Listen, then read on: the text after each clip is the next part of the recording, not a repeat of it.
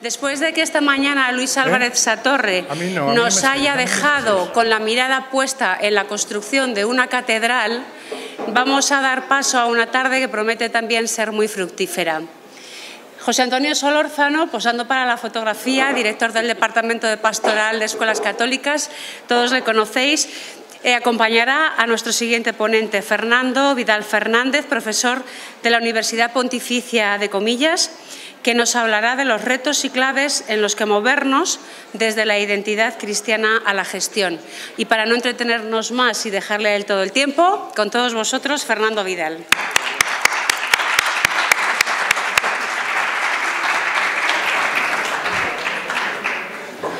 Buenas tardes. Como dominico no siento envidia ninguna, pero sí realmente vivo un poco en la sospecha que el gran empresario de esta mañana haya estudiado en los jesuitas, que Fernando ahora haya estudiado en los jesuitas y sea profesor en los jesuitas, quiere decir que los jesuitas forman gente muy bien formada, ¿no? Al menos, yo esto se lo comentaba a Fernando, digo, ¿y cómo es esto que todos los que estáis en la cumbre empresarial habéis estudiado con los jesuitas? Ya dijo, el poder es servicio. Bien, Fernando es de Vigo, estudió con los jesuitas en Vigo, tiene 47 años, actualmente, como ha dicho Vicky, es profesor de la Universidad Pontificia de Comillas y durante este último año pasado ha estado trabajando en la Universidad estadounidense del Boston College, donde se trasladó con su mujer y sus hijos y ha sido un año enorme de trabajo, de experiencia, desde otra perspectiva totalmente distinta. Fernando dirige el Instituto Universitario de la Familia, es presidente de la Red de Ciencias Sociales de la Federación Internacional de Universidades Católicas, presidente de la Fundación RAIS. La Fundación RAIS está dedicada a las personas sin hogar, patrono de la Fundación FOESA, en la coordinación de numerosos informes en los que ha colaborado y sigue participando. Pertenece a los Jesuit Networking, en un ámbito empresarial es necesario saber inglés, si no, dése de baja. Y bueno, yo siguiendo un poco las pautas de Javier en algunas cosas de esta mañana, Javier, no sé si se recuerdan, esta mañana dijo, no voy a leerles el currículum, pueden ustedes mirarlo en la página web. Y empezó, es ingeniero, no sé qué, dije, pues si que no lo iba a decir, ¿no? Que lo leyéramos. Bien, yo lo estoy diciendo. Pero siguiendo su pauta teresiana, Santa Teresa decía, lee y conducirás, no leas y te conducirán. Por eso Fernando ha escrito 32 libros, para que leamos, para que nadie nos conduzca, para estar acorde con la altura que Escuelas Católicas quiere dar a su espíritu, que es un espíritu en esa comunión entre el diálogo y la cultura. Ha publicado, además de estos 32 libros de carácter científico, numerosos artículos especializados, casi todos ellos en el tema de la exclusión política y social, y muchos también dedicados a la familia y a la infancia. Es miembro activo de las comunidades de vida cristiana de los jesuitas y está casado, como no podría ser de otra forma, con una persona que se llama Paloma.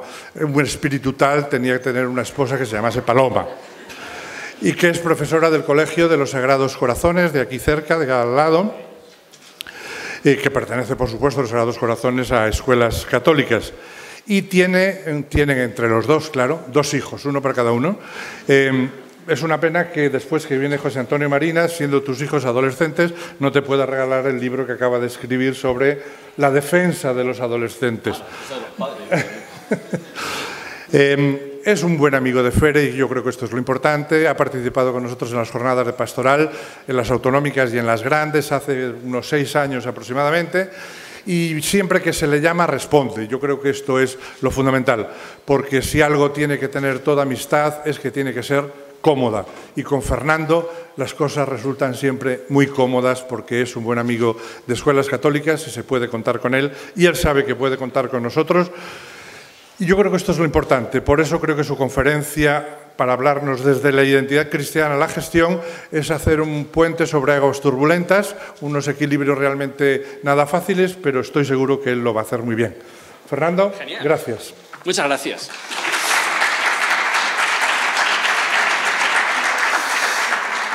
Diferentes signos nos aparecen contradictorios cuando mezclamos las palabras catolicismo y gestión. Por una parte, el modelo clerical romano, que todavía se deja sentir en parroquias, en otras instituciones, no llevaría a asociarle eficacia y gestión, ¿no? Aunque este se haya mantenido durante casi 20 siglos, 21 siglos. Por otra parte, la mayoría de escuelas de negocios, ciertamente en España son católicas y también lo son algunas de las mejores del planeta. No tenemos más que examinar el modelo concertado de las escuelas católicas para comprobar que efectivamente existe un saber hacer que logra una alta efectividad organizativa y crear un gran valor social. Es verdad que a lo largo del último siglo algunas tradiciones católicas han hecho aportaciones relevantes a la creación de modelos de gestión, así como a la investigación y a la enseñanza sobre ello. Este hecho se ha puesto más de valor cuando, a comienzos de 2014, The Economist señaló que el modelo de gobernanza del Papa Francisco debía de ser estudiado en las escuelas de negocio y como directivo lo ponía al nivel de los inspirados Steve Jobs, Apple, Pixar o Lou Gerstner de IBM. De hecho, en 2014, la Harvard Business School ha incluido ya el gobierno corporativo del Papa Francisco como un modelo de estudio en sus programas. Pero además de estos reconocimientos, ¿tiene algo que aportar la tradición católica de gestión y gobernanza en un contexto en el que el modelo está transformándose radicalmente? Hay una transición del modelo conservador, corporativo, piramidal y el modelo utilitarista neoliberal a lo que está llamándose otro modelo ecológico y colaborativo. ¿Tiene esto algo que ver con lo que puede inspirar el catolicismo? Hay quien puede pensar que la identidad cristiana no aporta nada a la gestión pura y dura de los centros educativos. Para ello podría apoyarse en las hipótesis de que buena parte de padres y de estudiantes no eligen dichas escuelas por su identidad cristiana, sino por su calidad educativa. Y pasa igual en las universidades. El año pasado hemos tenido una encuesta mundial donde efectivamente se señalaba que los valores cristianos específicamente pasan a veces desapercibidos. Pero su calidad educativa reposa en su identidad cristiana. El modelo educativo, el compromiso de educadores, el conjunto integral de la institución están generados y nutridos por esa identidad cristiana. Esa espiritualidad y carisma permite no solo darle raíces, sino mantener un humus desde el cual el modelo se sostiene, continúa actualizándose y sabe responder sabiamente a los cambios para seguir cumpliendo la misma misión desde los mismos principios, aunque con renovados medios. Todas las buenas empresas tratan de dotarse de una cultura corporativa de fuertes raíces pese a su juventud, pese a los cambios que hay. Mientras que a veces organizaciones católicas parece que lo que queremos es liberarnos de nuestra cultura corporativa o hacerla la más accesoria posible, simplemente a veces como algo folclórico, una dependencia más lejana. En realidad, lo que ocurre es que tenemos una pobre idea de la identidad. Una mirada superficial la reduce a fenómenos como el confesionalismo, el proselitismo, la mera adhesión institucional. Pero, sin embargo, una mirada que ponga algo más de atención a lo que realmente ocurre se encontrará mayoritariamente que la identidad cristiana es mucho más explícita de lo que nos parece.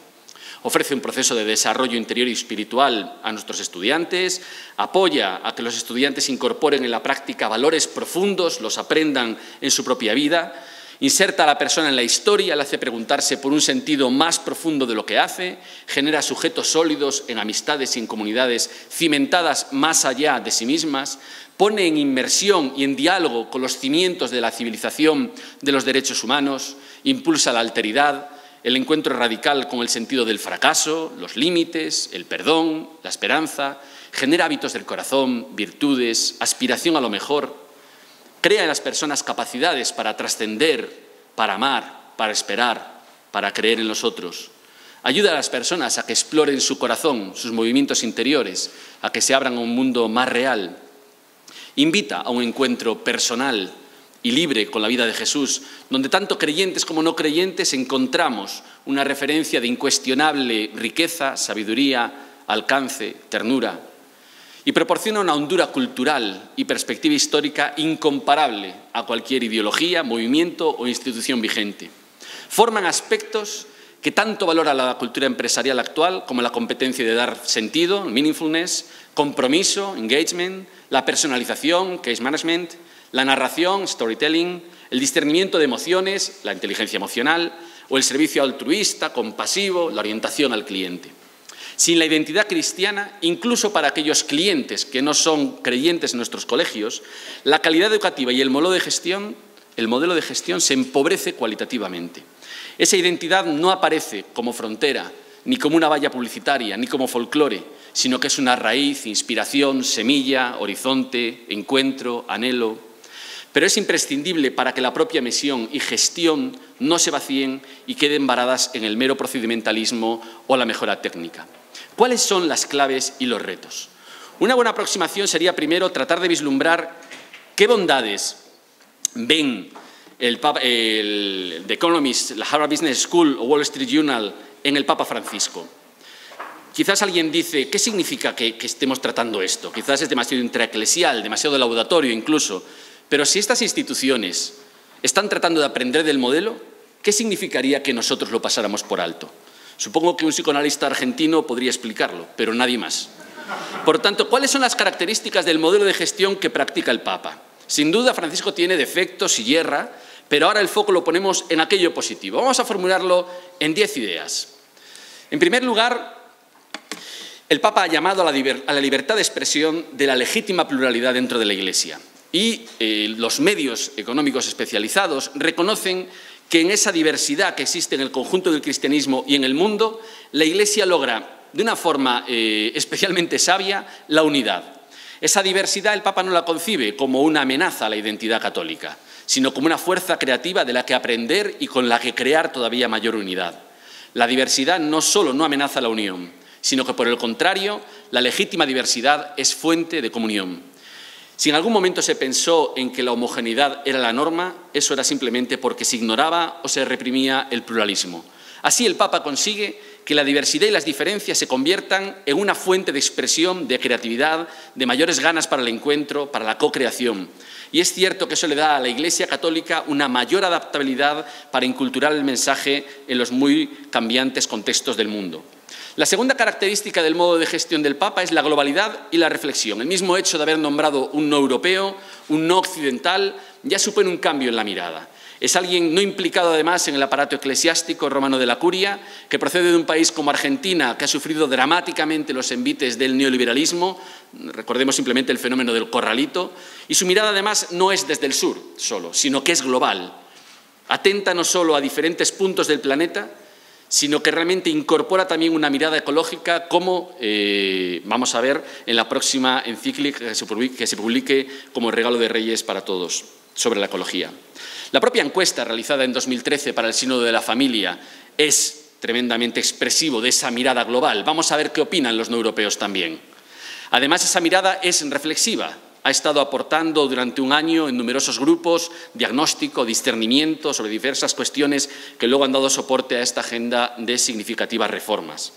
En tercer lugar, diríamos que la gestión, su modelo de gestión, está en la personalización, en la ternura incluso como cabeza de la Iglesia, en el conocimiento directo de los asuntos. El Papa trata cuestiones muy generales, pero mira a las personas de uno en uno. A todos nos ha llamado la atención como cuando interacciona en las visitas públicas o en esa gran plaza de San Pedro, va viendo a las personas una a una, sonríe a personas concretas. Es capaz no de tener una mirada a lo lejos, al colectivo general, al horizonte, sino que es capaz de hacerte sentir que te ha visto, que ha hablado contigo. Con frecuencia llama por teléfono a personas a las que puede ayudar su presencia, su llamada, su consuelo. Y además él no deja de repetir la importancia de la ternura. Su modo de relacionarse es amistoso, es amable y exhorta, sin duda, al compromiso y a una gran exigencia. Ese contacto personal es coherente con su gusto por el conocimiento directo. Simplemente pensemos en cómo se presentó en Lampedusa, las conversaciones personales con los jóvenes inmigrantes, cómo su conocimiento le permite formarse una idea más integral, más vivencial, más veraz de lo que ocurre, y eso aporta una gran legitimidad a sus palabras. No están basadas en informes, en opiniones de otros, sino en su propia experiencia. Otra característica también apreciada es el foco y el descentramiento. Esto lo dice directamente el The Economist, ¿no? El Papa busca que el conjunto de la Iglesia no se distraiga en sus miles de actividades, sino que gane concentración, que gane incoherencia, poniendo un foco común y un desde dónde compartir todo esto, los pobres y las personas que sufren. De ese modo pone al conjunto de la organización al servicio de los pobres y la libera de sus ensimismamientos y las discusiones internas estériles. Francisco ha hecho una aguda denuncia del carrerismo en la curia, y no solo en la curia, también en todas nuestras instituciones, la pereza, la pérdida de tiempo, la burocracia vacía de sentido, de sensibilidad pastoral, de quienes gastan su tiempo y el de la Iglesia en conspiraciones. Francisco pretende limpiar la jerarquía y curia de actitudes que no estén enfocadas a la misión y no se hagan desde la laboriosidad, la servicialidad y la preferencia por los últimos. Decenas de miles de horas pueden ser activadas, retiradas de procesos desgastantes y puestas al servicio de los demás. La quinta cuestión es la simplificación y la transparencia. También se aporta o se aprecia cómo el conjunto de la organización está simplificándose. Ciertamente, con ocasión del Sínodo de la Familia, se ha hablado de la simplificación, por ejemplo, de los procesos de nulidad matrimonial. Pero es un programa más amplio de simplificación y de austeridad en los modos de vestir, los medios de vida, el coche, el apartamento, los viajes, los procesos de canonización, por ejemplo, el conjunto de la curia. Además, el Papa ha roto el famoso secretismo vaticano, ¿no?, introduciendo mucha mayor transparencia, por ejemplo, financiera, sometiendo el poder al examen de Europa. La comunicación con los medios es más accesible, más franca, más directa, evita alimentar leyendas, secretismos, que lejos de nutrir la dimensión del misterio, crean una caricatura de lo que pudo ser en algún momento la personalidad tan seductora de Jesús. La visión desde y de la Iglesia es más sencilla y eso evita la dispersión y la especulación. Una sexta característica es las formas de expresión, mucho más centradas en los lenguajes del corazón.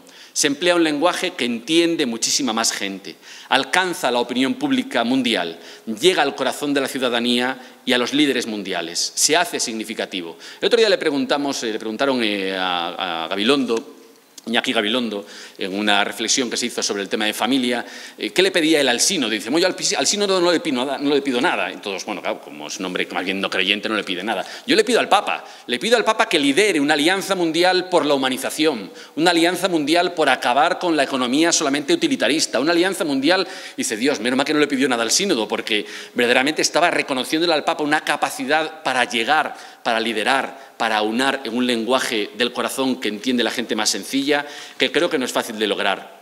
No es meramente formal, sino que detrás hay una elaboración profunda de los contenidos. Para hacer algo complejo de forma sencilla hace falta muchísima más profundidad. Y una comprensión penetrante del corazón de la gente y de nuestra época y de lo que vive la Iglesia. Además, Francisco recupera un relato más centrado en la figura evangélica de Jesús, que da coherencia narrativa a todo lo que hace la Iglesia. En séptimo lugar, la autenticidad, la ética, la ejemplaridad también son valoradas. Resulta una persona auténtica, creíble, franca. La opinión pública percibe que dice lo que piensa, ¿no? No sé si siempre piensa lo que dice, pero desde luego dice lo que piensa, no trata de engañar, ¿no? Además, procura con radicalidad que los comportamientos sean éticos y lo parezcan. Los lujos, boatos, vida cortesana, gastos ostentosos, medios desproporcionados, son criticados, no son apreciados claramente. Había que traerla aquí a España para que dirigiera Bankia. Ha logrado liberarse de la agenda de actos sociales con las élites cortesanas, con las clases pudientes, y ha multiplicado sus actos y presencia en hospitales, en centros sociales, en lugares de reflexión como universidades, en revistas. Ha roto con el posibilismo que parecía que nos condenaba a vivir bajo una falsa prudencia o a tratar de esconder la corrupción o los delitos antes de crear escándalo o alarma social. Especialmente ejemplar ha sido su tolerancia cero hacia los abusos y la corrupción. Más de 3.000 cuentas han sido cerradas. No sé qué habría en ellas. En octavo lugar, pero seguro que se las ha quedado en algún modo, la innovación y la libertad. Algún alto cardenal se quejaba de que los procedimientos del sínodo habían sido nuevos. El latín ya no era la lengua oficial, se hizo una encuesta mundial para que todo el mundo opinara. El propio gobierno papal ha sido modificado con ese G8, un consejo de gobierno formado por esas 8 personas en donde se discierne, se estudia, se delibera. Es un grupo de alto nivel de apoyo, no en lugar de negociación de intereses ni de lobbies. Al final, lo que nos encontramos es que trata de poner el conjunto de la organización libre de ataduras historicistas o costumbrismos. Un modo de vida sencillo, por otra parte, le ha hecho más libre para pensar, para relacionarse, para decidir, y esa libertad hace imprevisibles algunas acciones. Parece que quita límites a lo que parecía condenado a estar bajo el peso de los milenios y la burocracia. En noveno lugar, se le reconoce liderazgo y compromiso.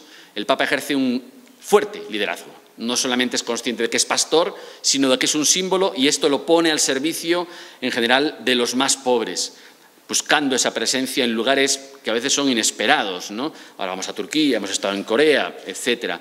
Y es cierto que el liderazgo del Papa emana de un visible compromiso con el servicio a la gente común, a ese bien común más general. Y finalmente también se aprecia la capacidad que tiene para innovar, para incluir, para movilizar y para la participación.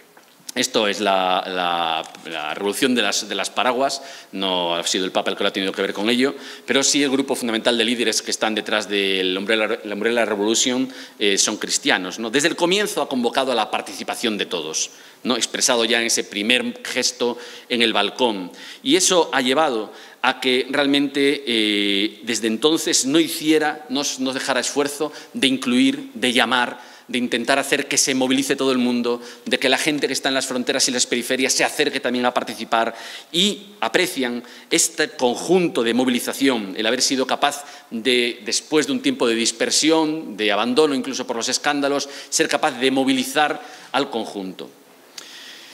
Ciertamente esto es lo que aprendemos de este punto, pero de esta tradición o de este foco que nos ponen The Economist, Wall Street Journal y la Harvard Business School sobre el Papa. Pero, ¿cuál es el foco para recoger el conjunto de sabiduría de gestión cristiana en relación a los compromisos de hoy? ¿Somos capaces de sintetizarlos? En primer lugar, la organización católica es un ecosistema, no es una corporación, es un cuerpo. Las organizaciones educativas no son corporaciones aisladas, sino que tienen una viva conciencia de que alrededor suyo hay un ecosistema de organismos, de centros, corrientes de padre con diferentes sensibilidades, grupos de pastoral, instituciones públicas, iglesia local, nacional, universal, la complejidad de órdenes y de congregaciones con sus diferentes departamentos. Cualquier colegio católico tiene estrechos vínculos con voluntariados, con centros sociales, con ONG de cooperación internacional, revistas, movimientos, parroquias, que son propios de la congregación o de la orden que es titular del centro.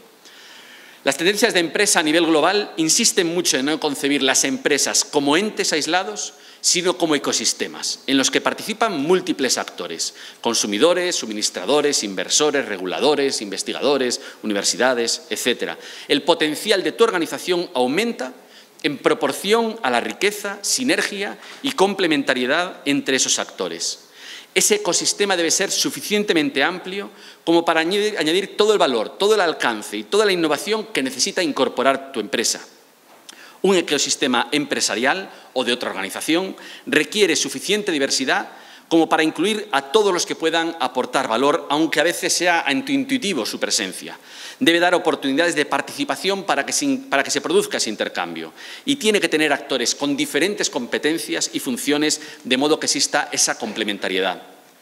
La tradición católica se encuentra ese carácter ecosistémico como parte de su propia realidad. Es difícil percibir a la Iglesia como algo monolítico, salvo que solamente nos fijemos en un pequeño cilindro que baja desde arriba hacia abajo, formado por algunos movimientos y autoridades, porque a poco que uno mire, se va a encontrar una red plural de actores con muy diferentes papeles, funciones, tendencias, especialidades. Alrededor de cualquier organización o centro de iglesia hay un amplio cuerpo de entidades y corrientes con las que cooperar y con las que a veces confunde cómo cooperar, ¿no? Incluso. La mayor parte de las veces no son contactos puntuales, sino que son pertenencias realmente de matriz, ¿no? Hechas por lazos eclesiales, por el territorio, por la costumbre. Quizás el reto que tenemos está en colaborar no solo con entidades católicas o religiosas, sino con otras realidades creyentes o no creyentes que aporten valor y diálogo con la sociedad abierta. Otro reto es el de suscitar más la participación y valorar realmente la diversidad como un foco, un motor de creación de riqueza para nuestros centros. Quizás hay algunas áreas temáticas como el ecologismo, la economía social, el arte o el feminismo, que no están suficientemente presentes entre las alianzas que necesitamos para aprender más y formar mejor a nuestros alumnos. En todo caso, incluir en el ecosistema del colegio un arco plural de iniciativas que aportan valor debería ser una pregunta que explícitamente se haga a cada centro.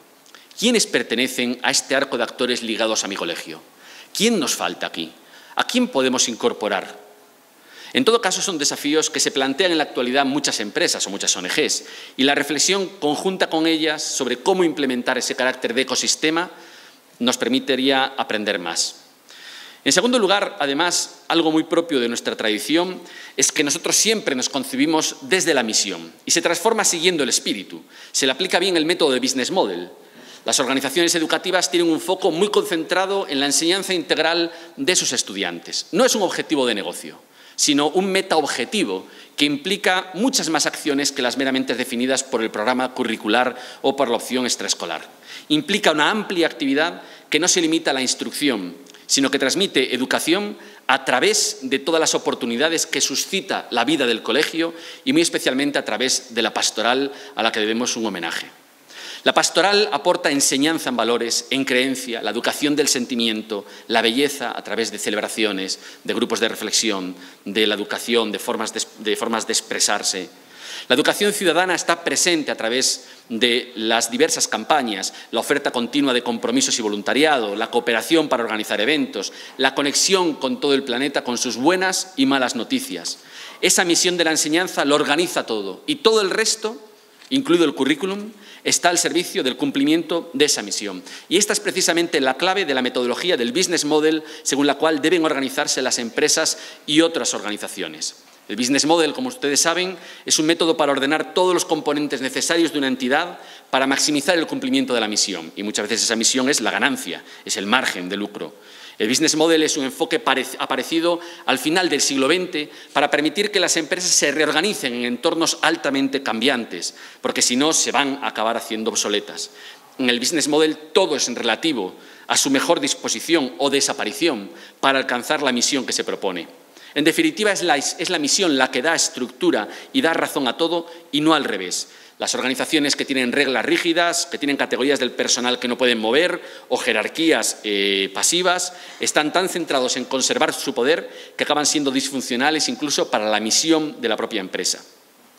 La tradición católica vive pendiente del espíritu. Es una organización según el espíritu y eso genera continuas reconversiones y adaptaciones.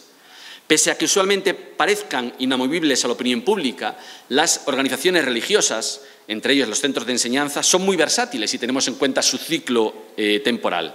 Algunas organizaciones de enseñanza se remontan a 500 años, 600, 700, 800 años, cumple el año próximo, el 2016, nuestra apreciada Orden de los Dominicos. Han superado guerras, plagas, crisis, revoluciones, depresiones, atentados. Ciertamente han logrado hacerlo porque tienen el foco puesto en la misión y no en normativas o en otro tipo de ataduras. No es fácil que una institución se disponga de tal modo que sea guiada por el espíritu y no por las rutinas, o por reglas, o por papeles, pero parece que está en nuestra naturaleza eclesial ser así. Y ciertamente las empresas querrían ser así, actuar desde las inspiraciones, actuar desde el espíritu que les empuja.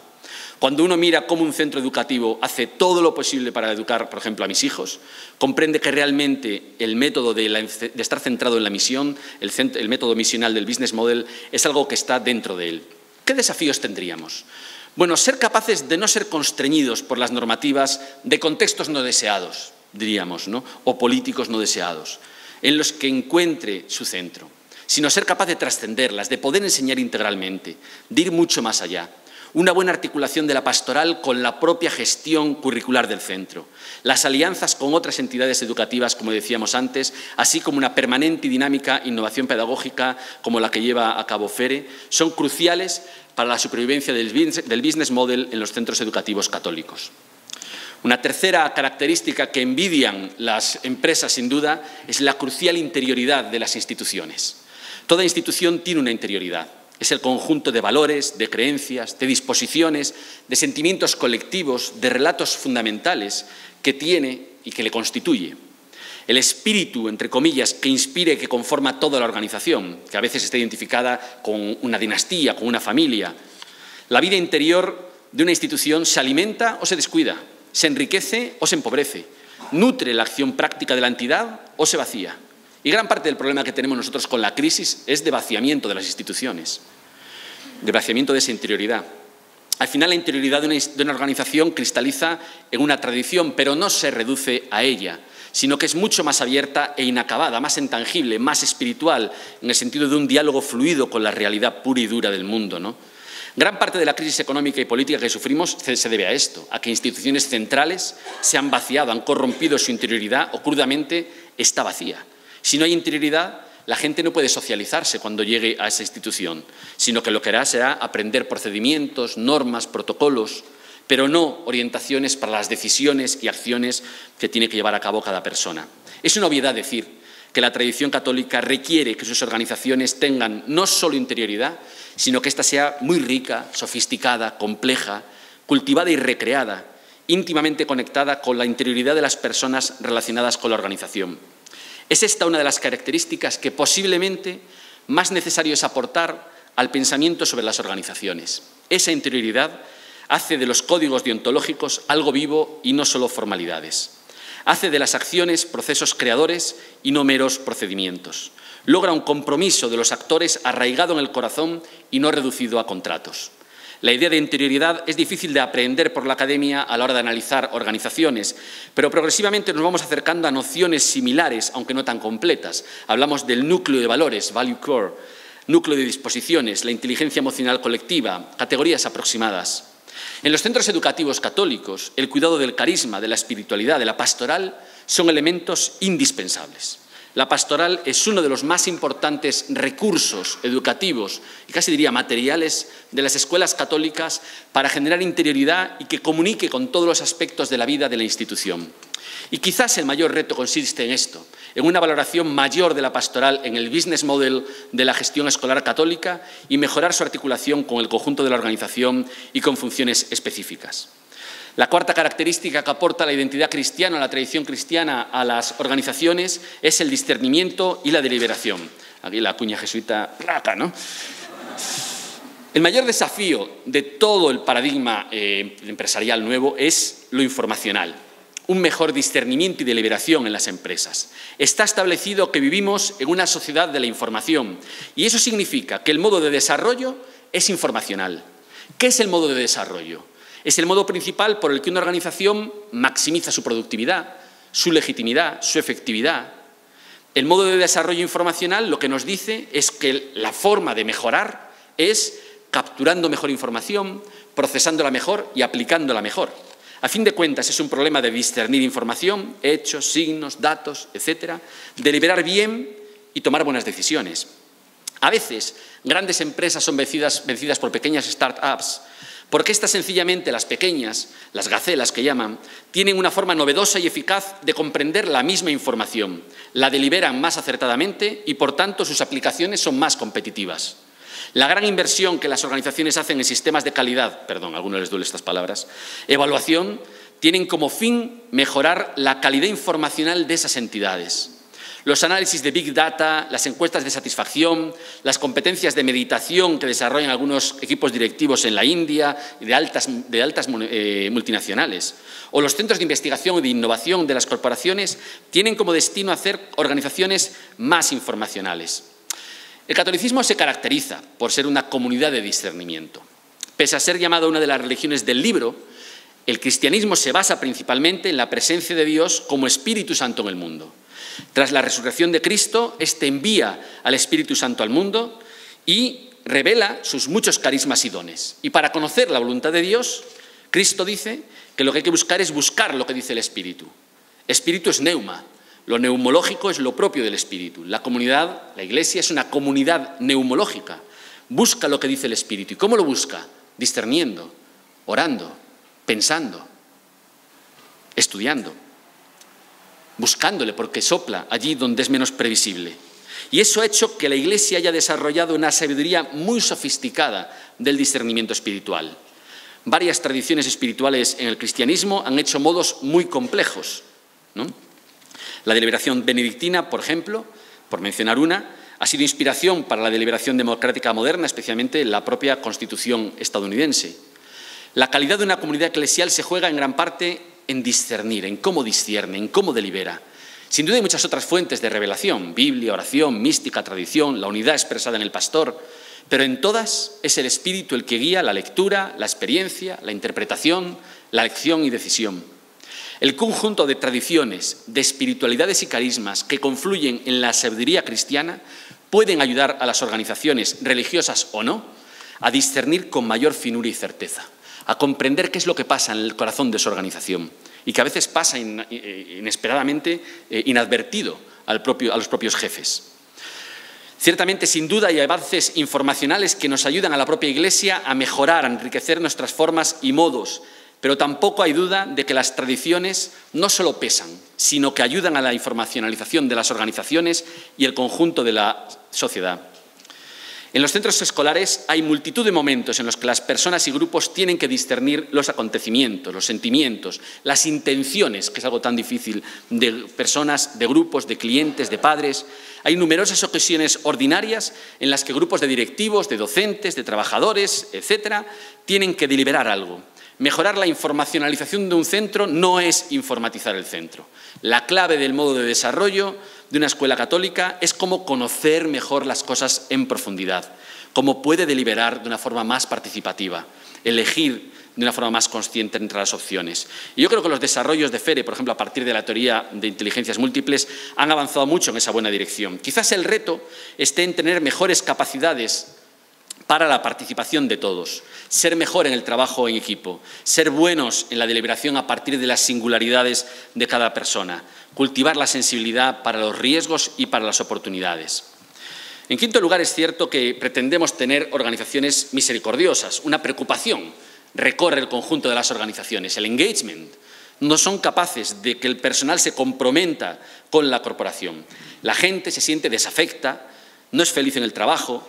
Además, aparecen algunos tipos de disfrute que son patológicos, como la adicción al trabajo, la incapacidad para conciliar vida y trabajo. Las organizaciones se dan cuenta que el neoliberalismo ha conducido a hacer organizaciones en las que actúa el puro poder y los entornos están deshumanizados. Las personas se desenganchan o directamente practican acciones de sabotaje de baja intensidad. Y ese malestar se transmite de una u otra forma a los clientes y eso hace la empresa insostenible. Además, hay una creciente crítica de la ciudadanía a las prácticas inmorales de las empresas y una preferencia que irá creciendo por la economía social, el comercio justo y los códigos éticos estrictos. El mundo católico cultiva integralmente esas virtudes y hábitos, o deberíamos hacerlo. Las virtudes clásicas de Jesús, especialmente la misericordia, están incorporadas al ADN de la civilización forjada alrededor de los derechos humanos. Y aunque ciertamente a veces no somos misericordiosos en nuestras organizaciones, no se puede negar que forman parte del legado de cada uno de nosotros. Hay que hacer más misericordiosas nuestras empresas y organizaciones, que sea posible no solamente el desarrollo humano integral, sino que en su interior y con sus socios y clientes rijan los principios de compasión, de fraternidad, de perdón, por ejemplo. ¿Hasta qué punto nosotros somos capaces de incorporar el perdón entre nuestros trabajadores cuando se pelean, cuando discuten, cuando tienen conflictos? ¿Somos capaces o les separamos a diferentes departamentos? Las escuelas de negocio católicas tienen la responsabilidad de desarrollar estos principios y los anteriores. Especial interés yo creo que hay en los centros católicos que transmitan a sus alumnos estos elementos, no solamente a través de la formación de valores, sino del propio modo de comportarse de las organizaciones, y ese ejemplo es único para poder educar. Especialmente desafiante es ser capaz de desarrollar, como os decía, métodos de perdón y de reconciliación cuando hay conflictos. También es un reto ser tolerantes al fracaso, extraer su sabiduría y convertirlo en palanca para la esperanza y para el progreso de la persona. En sexto lugar, tenemos la dimensión celebrativa. Es una dimensión en la cual nos encontramos que las organizaciones tienen problemas para lograr la identificación de sus participantes. Por eso implementan políticas de identidad que al final generan actividades artísticas, deportivas, signos de la corporación.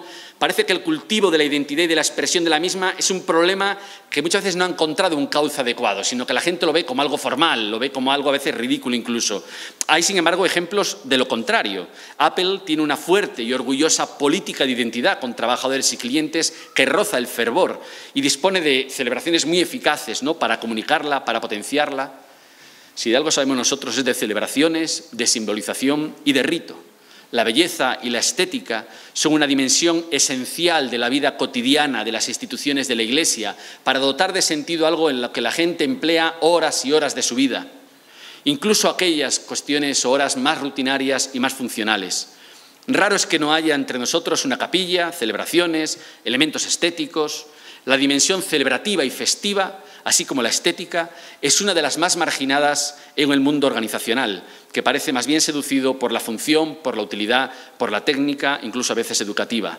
Y eso tiene consecuencias, ya que no consigue llegar realmente a toda la dimensión del hombre, a la que, si no se tiene una dimensión o una perspectiva de belleza, no se alcanza. En séptimo lugar, algo que está propiamente arraigado en nuestra tradición de gestión católica es la diversidad, como os decía antes. Organizaciones que actúan en contextos cada vez más velozmente cambiantes requieren poder trabajar sobre la diversidad. Me decía hace unos tiempo, antes de irme para Boston, me decía el vicepresidente de una gran eléctrica global, me decía: Fernando, yo ya solamente enseño una competencia a mis directivos: trabajar con la diversidad. Trabajar con la diversidad. El sociólogo Ronald Inglehart tiene razón cuando dice que el catolicismo es la comunidad más cohesionada del planeta, pero que también es cierto que la diversidad en su interior es enorme y es fascinante. Solo tentaciones no católicas pueden querer reducir esa diversidad cuando no es confusión, sino expresión del propio espíritu. El reto de la diversidad debe superar las tentaciones del sobreinstitucionalismo. El equilibrio entre unidad y estandarización no ha sido fácil de mantener históricamente, ni siquiera entre nosotros. Hacer de la diversidad y de la tolerancia principios para la construcción de la unidad y de la comunión es un desafío especialmente importante en una tradición católica que, como la española, no lo ha hecho suyo en prolongados periodos históricos no muy lejanos, sino incluso demasiado cercanos. Defender la pluralidad y la diversidad es además el mejor marco para cultivar una laicidad incluyente que aliente la participación de todas las expresiones en la vida pública y en la gestión de los bienes y servicios comunes de la sociedad, como es la escuela católica en la educación. Si nosotros no cultivamos la diversidad dentro de nosotros, si nosotros no cultivamos la diversidad dentro de la Iglesia, si no somos capaces de vivir con la colaboración, con la cooperación de gente muy diferente a nosotros, difícil va a ser que lo podamos pedir en el conjunto de la sociedad española cuando participamos reclamando nuestra libertad y derecho como padres a educar a nuestros hijos en colegios católicos. La pluralidad y la diversidad se puede también ver en las políticas de identidad de las escuelas. A veces es verdad que nos planteamos dilemas sobre el grado de identificación que se debe exigir o reclamar al personal que trabaja en un centro o a los alumnos. Las identidades no son duales, no es esto o esto, sino que son espirales. Yo soy gallego, soy español, soy europeo y ahora medio bostoniano, ¿no? El principio de gradualidad es algo firmemente arraigado en la moral católica. Quizás necesitamos que cada uno en los colegios, incluso si no se es creyente, desarrolla al máximo el patrimonio espiritual y sapiencial de cada tradición según sus características individuales, y tiene mucho que aportar. ¿Cuánta gente no creyente dice: yo es que soy de jesuitas, yo es que soy de los agustinos, yo es que soy de Jesús María, yo es que soy de los dominicos incluso? ¿Y eso qué significa? Eso significa mucho. Y tú le dices: ¿y qué significa para ti ser de jesuita? Y dice: bueno, no voy a decir cosas por no ser arrogante, ¿no? Pero efectivamente el servicio, la humildad, bueno, todas estas cosas relacionadas con nosotros. No, te dicen, tienen la cabeza bien amueblada. Ahora, pueden ser una cosa u otro. Puede ser Fidel Castro o puede ser el Papa, ¿no? Bueno, pero la cabeza la tiene bien amueblada. Es cierto, necesitamos trabajar mucho más en la colaboración desde el lugar en el que esté cada educador, desde el momento de fe en el que esté cada educador. Es verdad que necesitamos un grupo mayoritario de educadores que actúen desde el núcleo religioso, pastoral y creyente. Pero la presencia de otras modulaciones también hacen una importante contribución al colegio, siempre que sean capaces de empastar con los modos más intensos. Y nosotros nos hace el favor de tener grandes conexiones y perspectivas que tiene mucha gente en nuestro ecosistema. En octavo lugar, y son 10, con lo cual estamos llegando al final, la profundidad cultural.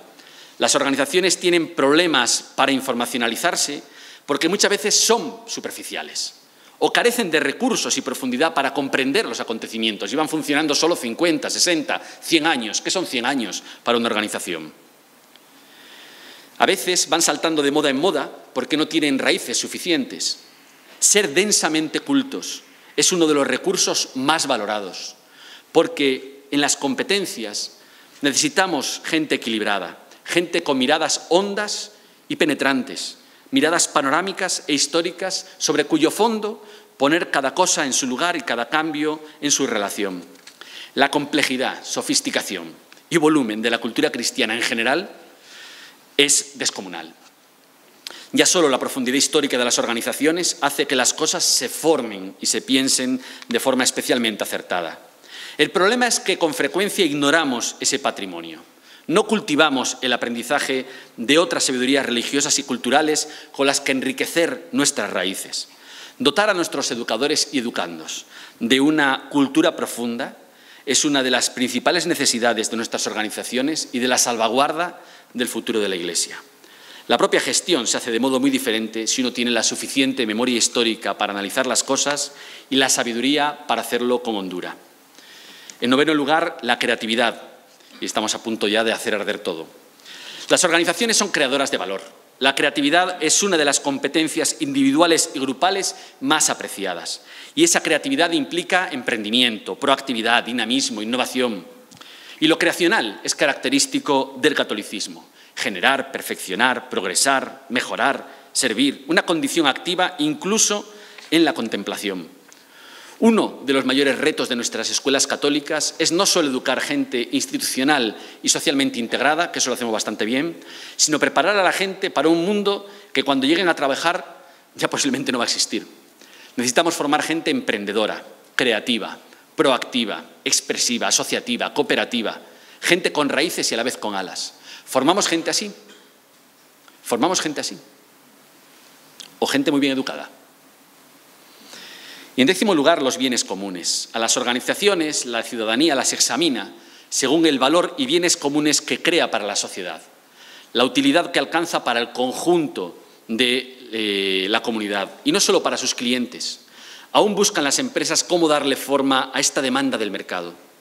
Las escuelas católicas crean bienes comunes y no solo para sus clientes, sean padres o alumnos.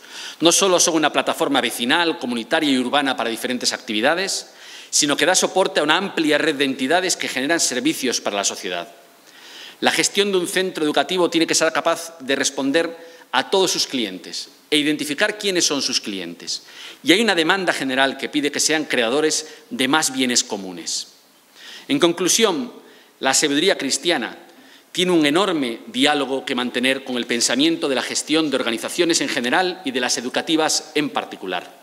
Y eso no motivado por intereses propios, sino porque nuestro mundo tiene enormes necesidades, desafíos y oportunidades también, a los que solo juntos podemos responder mejor. La identidad, comprendida sapiencialmente, desde la dinámica del encuentro, dialogante, con profundidad cultural, apertura a la alteridad, pluralidad y belleza, humilde e inclusiva, trascendente y una honesta búsqueda de la verdad, es el mayor recurso con el que cuenta la gestión integral de las escuelas católicas. Lejos de ser un lastre, un pesado pasado, un folclore, una superficialidad, una característica del titular, es el humus donde las mejores prácticas pueden aparecer y renovarse una y otra vez. El pensamiento más moderno sobre organización, sobre gestión y sobre empresa converge cada vez más con muchos de los núcleos de la eclesialidad y nos pueden enseñar a descubrirnos a nosotros mismos y aprender a veces cómo hacerlo. El mundo nos pide la tradición cristiana de la organización que aportemos lo mejor de nosotros a desafíos que cada vez son más globales y profundos. ¿Seremos capaces de hacernos cargo de nuestro patrimonio de sabiduría? ¿Sabremos expresarlo con amistad? ¿Compartirlo con humildad? ¿Aprender de lo que los otros nos enseñen de él, incluso aunque no sean creyentes? ¿Inculturarlo? ¿Recrearlo en una nueva generación con esperanza y con frescura? Quizás nos hayamos olvidado de cómo hacerlo o de cómo relatar los valores fundamentales. Y entonces solo tenemos que hacer una cosa: volver a que nos enseñe a hacerlo a aquel Jesús tal como lo hacía por las calles, con los más sencillos, con suma libertad y amistad. Entonces, como dice el Papa Francisco, entre comillas, cada vez que regresemos a la fuente de la experiencia cristiana, se abren nuevos caminos y posibilidades impensables. Muchas gracias.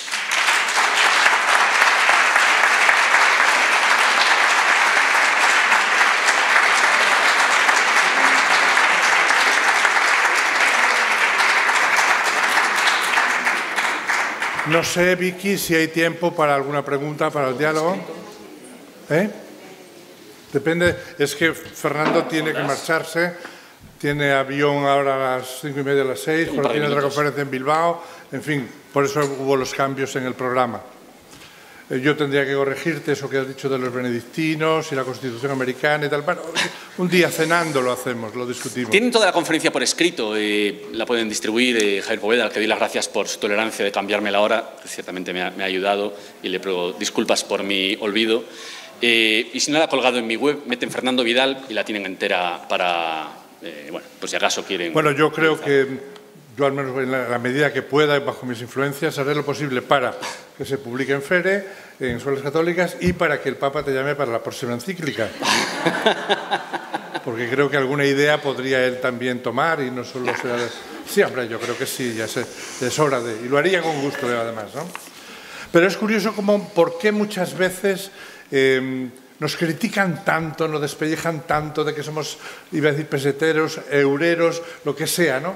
¿Por qué siempre sobre todo en este país, el set contra, ¿no? Bueno, es muy español, ¿no? Tenemos que darnos cuenta de la peculiaridad española, que no se encuentra fácilmente en otros países del mundo, ¿no? A mí me gusta mucho cuando intentan recortar la concertación a la escuela católica, al colegio de jesuitas, a nuestra universidad no nos dejan presentarnos a no sé qué, pero luego te dicen, oye, ¿tú en Georgetown tienes algún contacto? Dice, Georgetown, que también es nuestro, de los jesuitas allá. Y dices tú, pero aclárate, o lo quemamos o vamos, pero una de las dos cosas. Yo creo que tenemos que hacer evolucionar la cultura pública general en nuestro país, ¿no? Y esa valoración negativa, pues es eso o es otra cosa.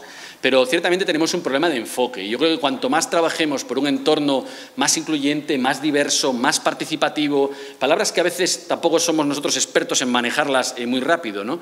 Yo creo que mejor vamos a crear el entorno, el contexto en el cual nuestro papel no tiene que estar justificándose cada vez y metido en una lucha de derechos y de identidades de las que no sale nada. Porque desde la lucha de derechos y de identidades esto ha dado ya todo lo que puede dar.